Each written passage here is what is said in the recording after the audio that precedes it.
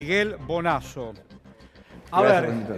Pensemos juntos en voz alta. Sí, cómo no. Primero tu opinión a propósito y a partir de este decreto. Bueno, nefasta. O sea, el presidente está violando la ley, lo cual lo coloca en una situación delincuencial.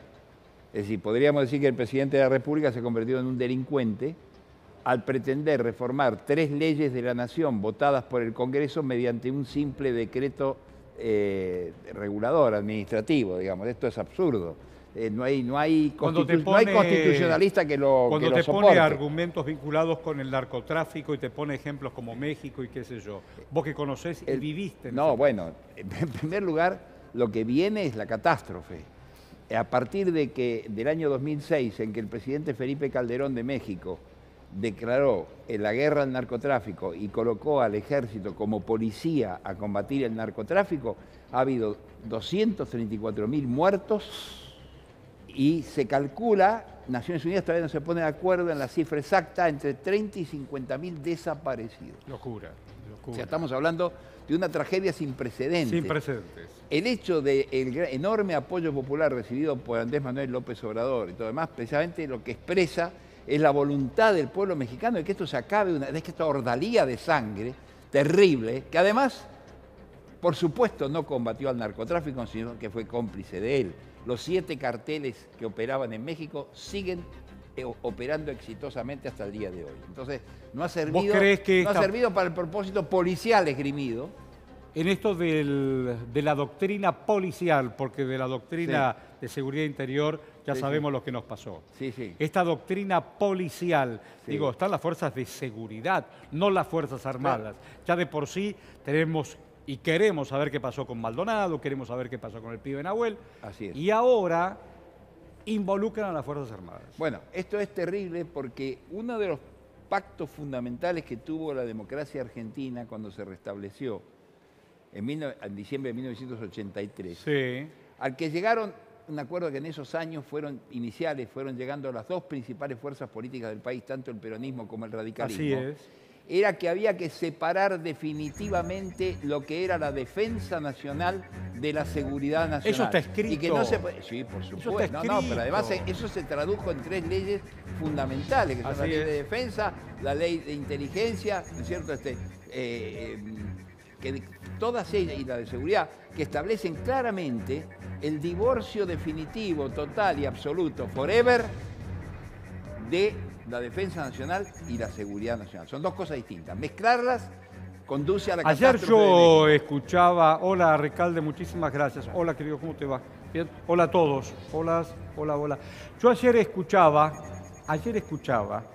al ministro Aguad, hablar de terrorismo. Argentina que se bancó nada más y nada menos que la voladura de la embajada, la voladura de AMI, todavía no sabemos qué pasó.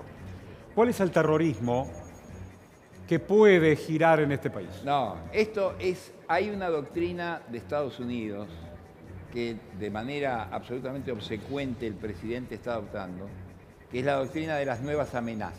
Así es. La ciber, ayer hablaba de la ciber, que viene a ser la que reemplaza en esta época a la de la seguridad nacional, que fue la doctrina con la cual justamente se perpetró la dictadura militar y todas las dictaduras militares que sufrió América Latina. En la década del 70, cuando Ronald Reagan hablaba del ciberespacio y la guerra de la galaxia, yo decía, ¿dónde estamos? Claro.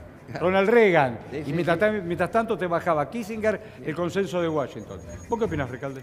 Estaba coincidiendo con lo que decía Miguel Bonazo. Evidentemente este decreto, los abogados hablamos de la pirámide jurídica de Kelsen, o sea, la primacía de los tratados internacionales, sobre todo derechos humanos, la Constitución Nacional, las leyes y los decretos.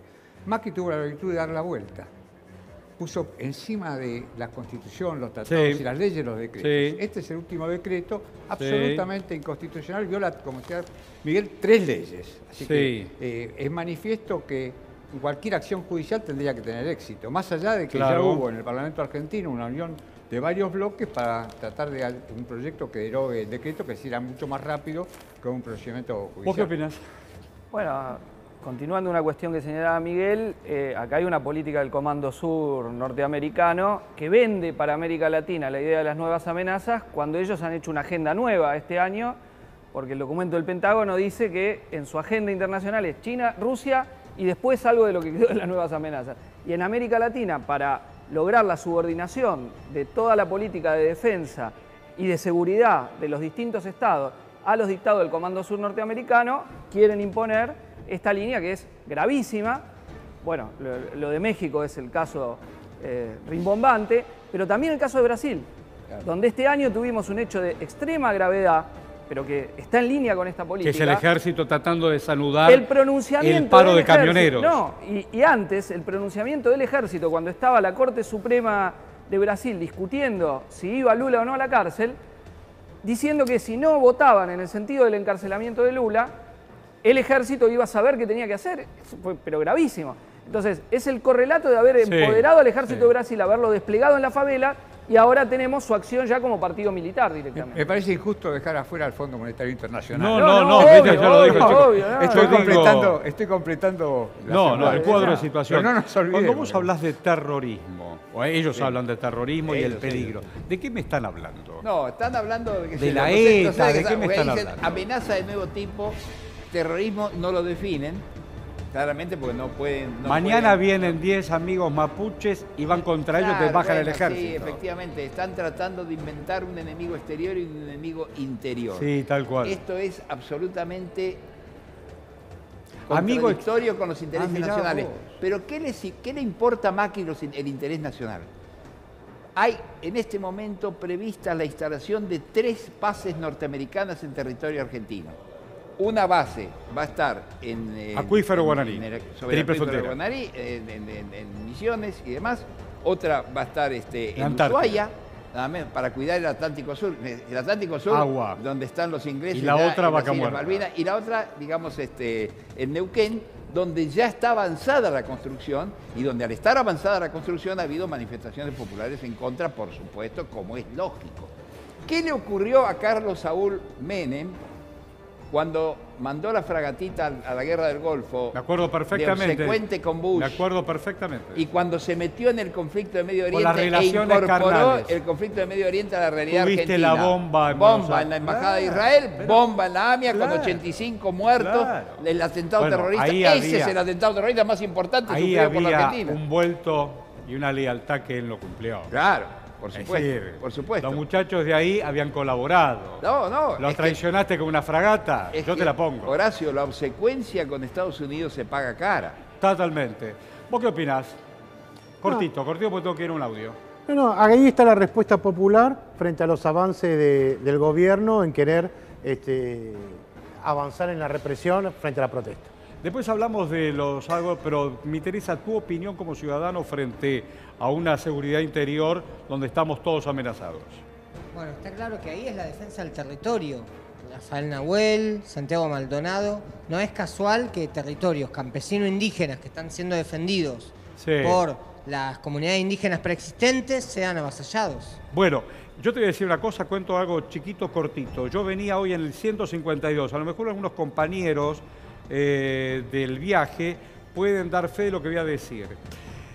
Alguien le dijo, a ver, señor colectivero, doble y vaya a la 9 de julio, Constitución. Entonces dijimos, no, bajé, abrí la puerta. Y el tipo no sabía qué hacer y estaba asustado porque había 3 carros de asalto adelante y el policía que le decía. Y todos decíamos, ¿te das cuenta, hermano? Vos sos acá un laburante que está manejando, pero el mío está inoculado. ¿Qué decía hoy la ministra Bullrich? A ver. Me parece que ahora están construyendo la hipótesis de diciembre, la incertidumbre, la idea de que todo va a explotar, de que la gente va a ir a hacer saqueos y creo que nosotros como gobierno tenemos que desarmar muy claramente esto y marcar claramente que esto no es un tema social, sino un tema de carácter estrictamente político. Ellos quieren arrancar su campaña con eso. Ponele nombre y apellido, ¿quiénes son ellos? Bueno, a ver, se ordenan, ¿no? Desde Eve de Bonafini hasta Moyano, hasta los movimientos sociales y la Cámpora, que están, yo no sé cómo hacen, todos los días en la calle. Todos los días en la calle. ¿Cómo hace una persona para estar todos los días en la calle? ¿Qué hace Grabois? No hace nada más que estar en la calle todo el día. ¿Cómo es esta idea de...? Yo la verdad que no puedo concebir esta idea de decir yo me pongo acá y trago esto toda mi vida. Hago todos los días lo mismo. Todos los días hago lo mismo. Quiero que cambie algo haciendo todos los días lo mismo. O sea, Grabois, La Cámpora, Eve de Bonafini, ¿quieren que en diciembre explote la cosa? A ver, siempre se ha construido diciembre como una especie de... Hay razones. Sí, hubo algunos casos, pero no por lo ejemplo, puedo creer. Nuestro primer diciembre fue un lado y del totalmente otro. Tranquilo. No lo puedo creer. Nuestro segundo diciembre fue un diciembre totalmente tranquilo y nosotros esperamos que este tercer diciembre lo sea. Y esperamos que estas organizaciones que están queriendo armar el diciembre de la incertidumbre no tengan esa capacidad. Y por eso para mí es tan importante esto de ver que están como enflaquecidas, debilitadas, como que no están teniendo la misma convocatoria que tenían antes. Me parece que eso es llamativamente importante. Es cierto que están enflaquecidos. No es la manifestación de la calle la que está enflaquecida. La que están enflaquecidos son los argentinos que salen a la calle porque quieren comer. A ver, vamos a comprender. Yo no soy ni Grabois, ni todos los que acaba de mencionar. La gente que sale a la calle es porque necesita que le abran el juego de una oportunidad de trabajo, una oportunidad de un lugar en la sociedad. Todos los días estamos haciendo desclasados. Todos los días hacemos desclasados. Son 3, 4 generaciones de desclasados. Los hijos de los hijos que parió el 76, el 83, el 90 y el 2001. No podemos decir, ¿qué hacen en la calle? ¿Cómo que hacen en la calle? Visibilizarnos. ¿A vos qué te parece? No, totalmente. Es decir, sería peligrosísimo que no estuviera la gente en la calle. La gente está en la calle porque el presidente está violando la ley. Entonces, si el presidente viola la ley es la calle.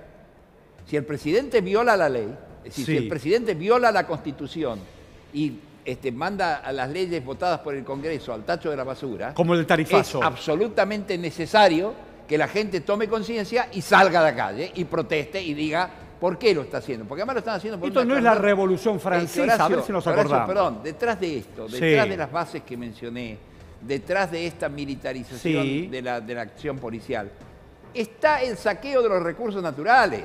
Claro. Es decir, el planteo que viene es no toquen vaca muerta, no protesten en los lugares, vamos a sacar con fracking o vamos a sacar con la megaminería a cielo abierto, vamos a sacar todo lo que hay de oro. Es decir, este es el planteo. El planteo no se es puede el saqueo vivir de los recursos blindado. naturales. Hace exactamente 3 semanas que vivimos blindados. Yo quiero trasladarme, viene la señora Lagarde, 20 manzanas, no podés acceder. Viene el G20 y vos sabés para qué vienen, Sí, yo creo que tendríamos que sintetizar un poco por qué tanta esta represión. Por una cosa que es cliché y no es cliché. A ver. Cuando decimos este modelo no cierra sin represión. Y esto que está pasando tiene como causa tratar de frenar las necesidades que está sufriendo el pueblo, que hace que se movilicen. Y sí, y la calle es del pueblo, y es bueno que el pueblo esté en la calle. Lamentablemente hay muchos que están en la calle porque tienen desempleo, porque aumentaron los despidos, los salarios no llegan a alcanzar la inflación. ¿Vos qué opinás, Tamara?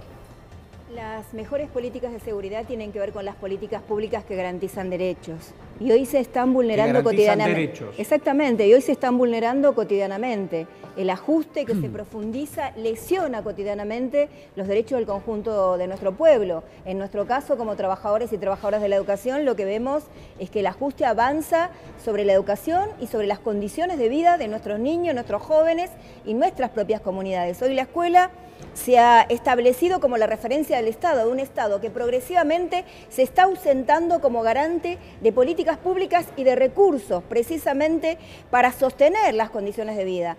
El programa económico, la inflación, la devaluación, el aumento de la canasta alimentaria, el aumento de las tarifas. La ministra no entiende por qué la gente protesta. Exactamente. Me echás todo el CONICET, me echás la gente me echás... No entiendo por qué protesta. 350 compañeros de TELAM, a nadie le importa. ¿Vos qué opinas? No, tampoco hay que ser ingenuo en esto de que... No, yo no soy ingenuo, vos sos ingenuo. No, todo lo contrario. De que están buscando un enemigo interno porque necesitan la excusa... Saben perfectamente a quién se la van a pegar. Perfectamente. Ahora, los movimientos populares aprendimos que tenemos mucho poder para destituir, pero muy poco poder para constituir. ¿Qué significa? Que nosotros hemos pasado por este debate con Grabois, en la CT, con los movimientos populares. Discuten, lo debaten. Sí, por supuesto.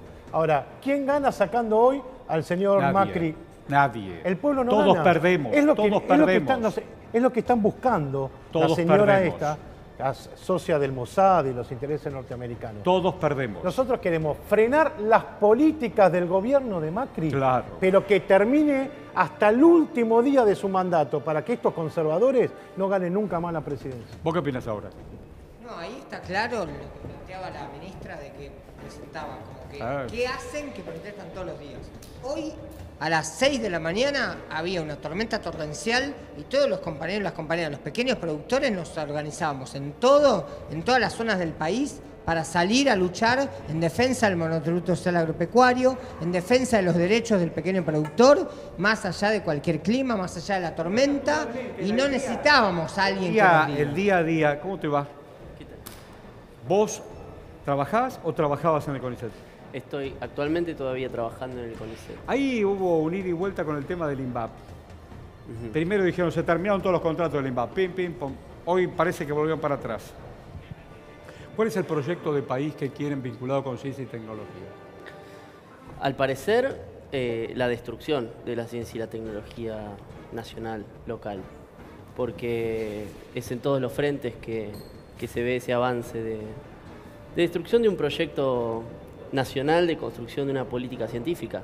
En el CONICET particularmente lo que estamos teniendo son, tras el ajuste presupuestario, que en realidad es una voluntad política estricta de no permitir los ingresos al CONICET, sí. Lo que se hace en definitiva es que gente que ha estado siendo formada por el Estado argentino durante años, durante 8 años por lo menos, se encuentra con que la carrera de investigación acaba siendo truncada y por tanto, ante eso, la gente termina yéndose al exterior o quedando desempleada porque terminamos sobrecalificados para cualquier otro tipo de El tema de la calle donde uno tiene protagonismo. Cierro los ojos y me acuerdo del tren Alca al carajo. Algo tuviste que ver. Algo tuve que ver. Algo tuviste que ver. Aunque muchos lo niegan, pero algo tuve que ver. Sigamos con ese tren. Un tren, para aquellos que no tienen la menor idea, de acá a Mar del Plata, la reunión de los presidentes. Vino, en ese momento vivía Chávez, vivía Néstor, estaba Lula, pero también hubo un mano a mano con Bush, nada más ni nada menos. Sí, nosotros planteamos el Stop Bush, justamente. Stop Bush. Se llenó de carteles todo el país. Y además se hizo el Expreso del Alba. Entonces digo, no siempre lo que ordena el norte, como diría el amigo Benedetti, no siempre lo que ordena el norte para el sur de alguna manera tiene que tener otra carta. Por supuesto. Tenemos que tener otra carta. Obviamente, desde luego que sí. Además, lo que quería el norte, lo que le convenía al norte es que hubiera habido un tipo de protesta como la que hubo después de que terminó la cumbre, digamos, mejor dicho, ya avanzada la cumbre, después de que terminó el Stop Bush, que lo que trataba de tirar las vallas, de que la policía reprimiera, querían el muerto. Querían el muerto. Exacto. Y nosotros planteamos que había que hacer una marcha gandiana. ¿Qué es esto? No violenta. ¿Qué es esto? Porque eso iba a meter mucha gente en la calle, y metió mucha gente en la calle, y le dio a la posición contraria al ALCA un respaldo popular enorme. Genial. Es decir, marcha gandiana. Yo lo definí por Radio 5. Sí, marcha gandiana. Perfectamente. O sea, marchamos no violenta todos categóricamente, porque sabíamos que lo que estaban buscando era un muerto. ¿Vos crees que esto es una vuelta al 76, al 86? Sin ningún lugar a duda. Tienen la misma Sin ideología. lugar a Lo que duda. pasa es que no pueden volver en los términos, digamos, escenográficos o de actuación masiva militar, porque la época ha cambiado y es, digamos, ahí. Pero las Fuerzas Armadas no son las mismas. Pero el planteo represivo es exactamente el mismo. No, te voy a decir una cosa, Horacio. Hay gente de las Fuerzas Armadas que está en contra de que los militares, de que los lleven a la cosa policial.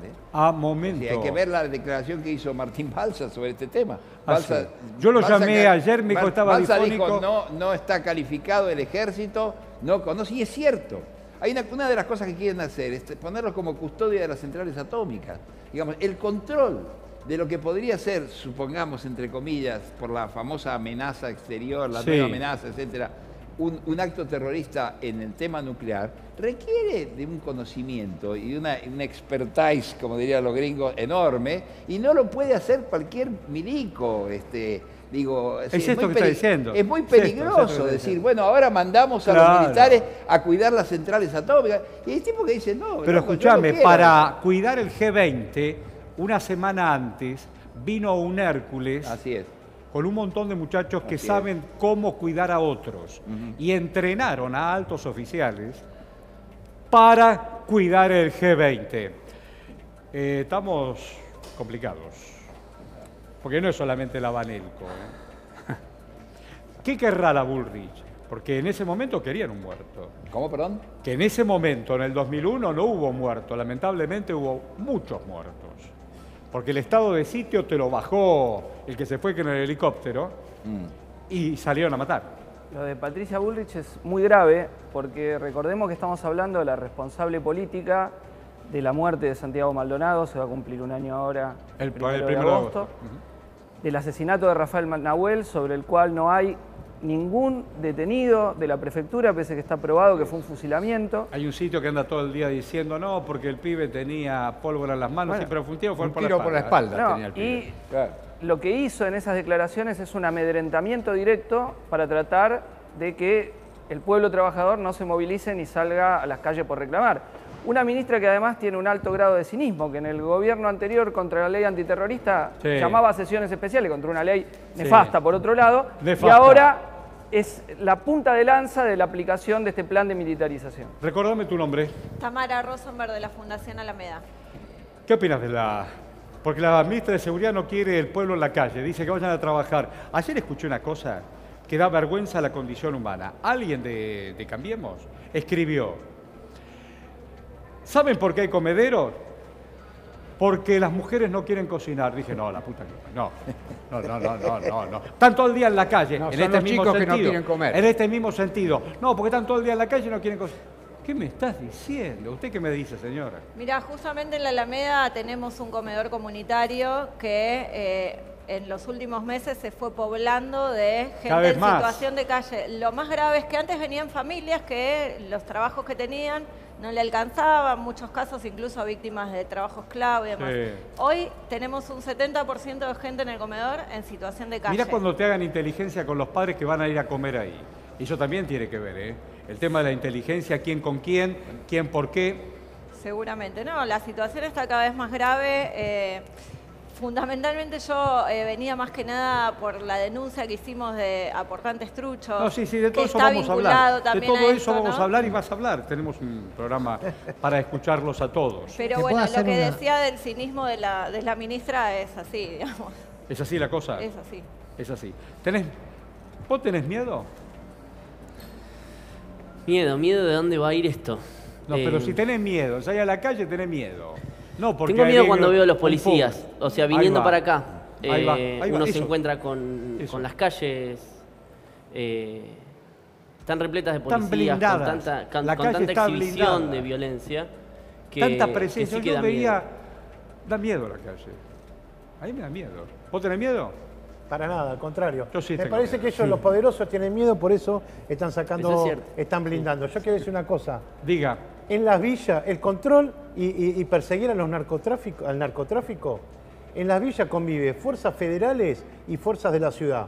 Y el narcotráfico creció en las villas de la ciudad de Buenos Aires. ¿Y entonces? Es decir, que no meta más de excusa y que si quieren ir a buscar a los narcos, primero vayan a Puerto Madero.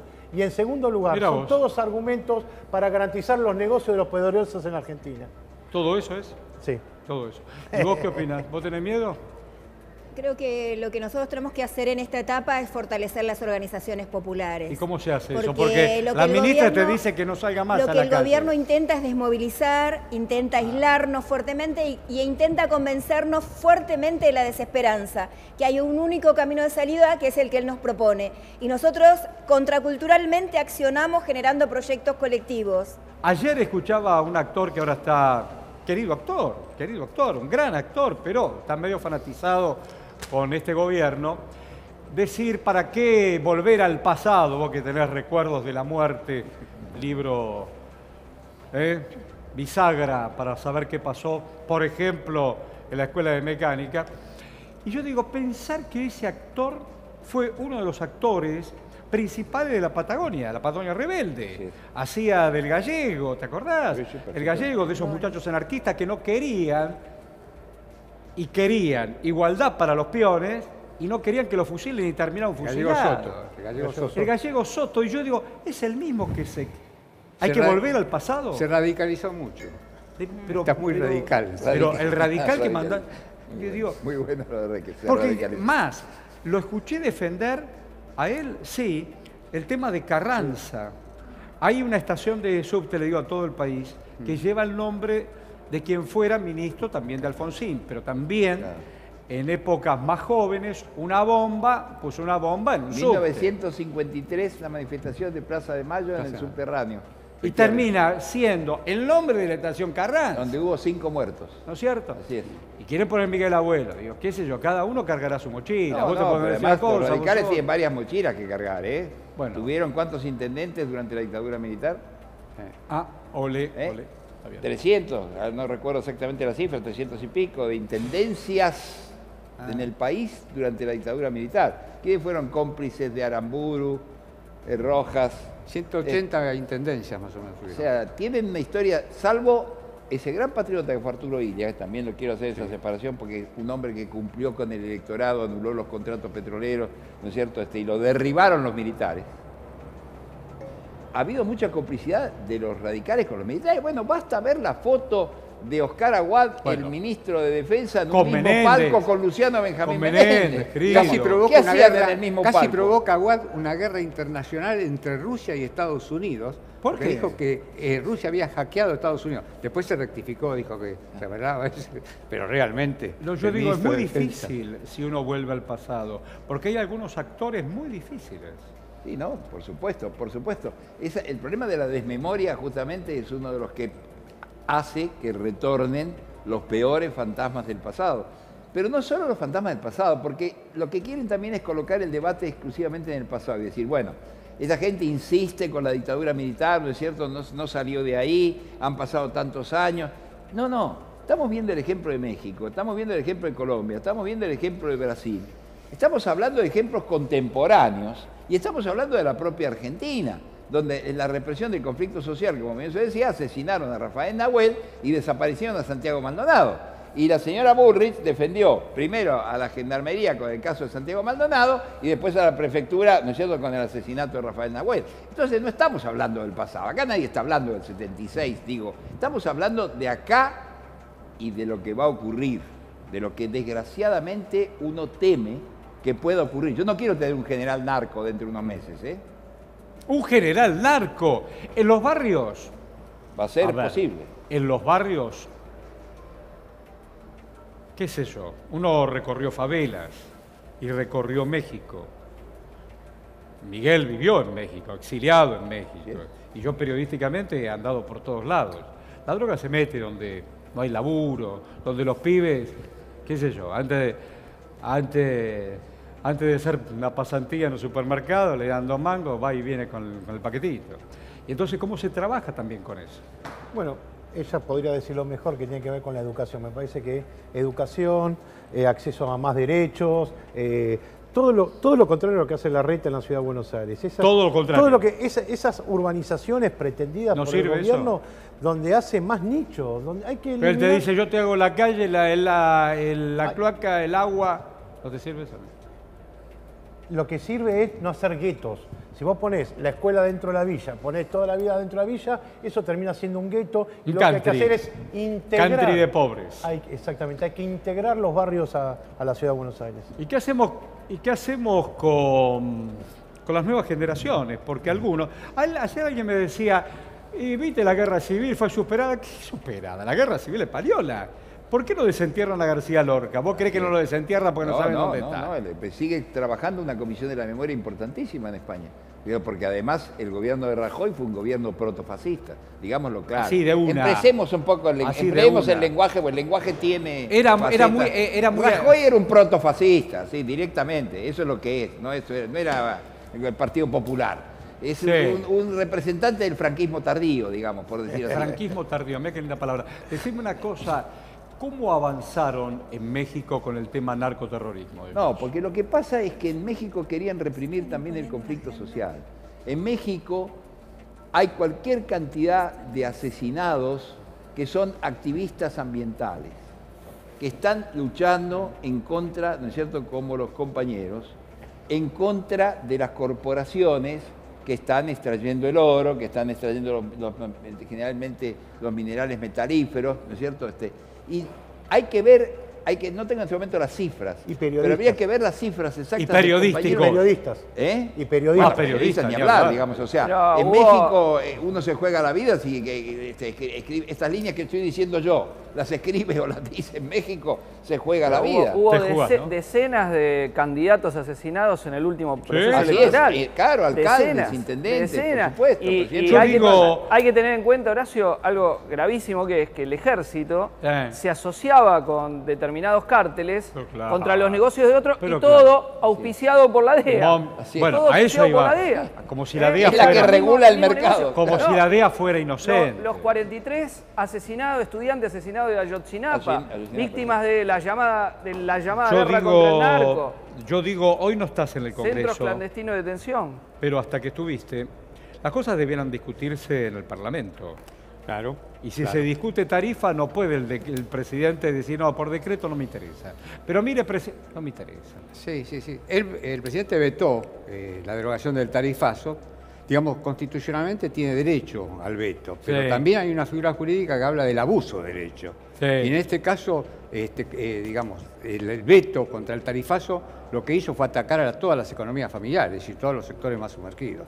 Me parece a mí muy importante, y recojo algunas cosas que se dijeron acá, es ver qué hacemos positivamente para parar esto. A ver, contame. Me parece a mí que este es un año muy oportuno para tratar de buscar una unidad amplia del campo nacional, popular, democrático, latinoamericano, discutir un programa, no candidatura, no alianza, pero discutir, juntarnos en el campo nacional a ver si el año que viene se puede llegar a una amalgama de quienes estamos resistiendo. Pasa que en el mientras tanto es muy difícil.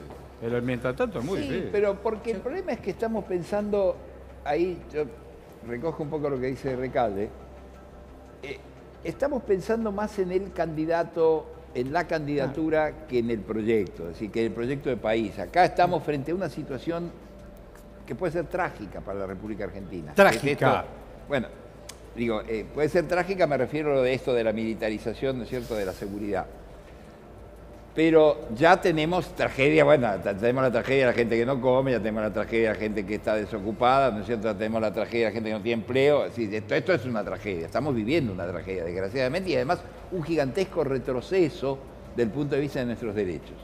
Entonces yo creo efectivamente que es fundamental, no estoy militando en ningún partido, no tengo ninguna, digamos, pretensión ni de ser diputado, ni de ser senador, ni de nada por el estilo.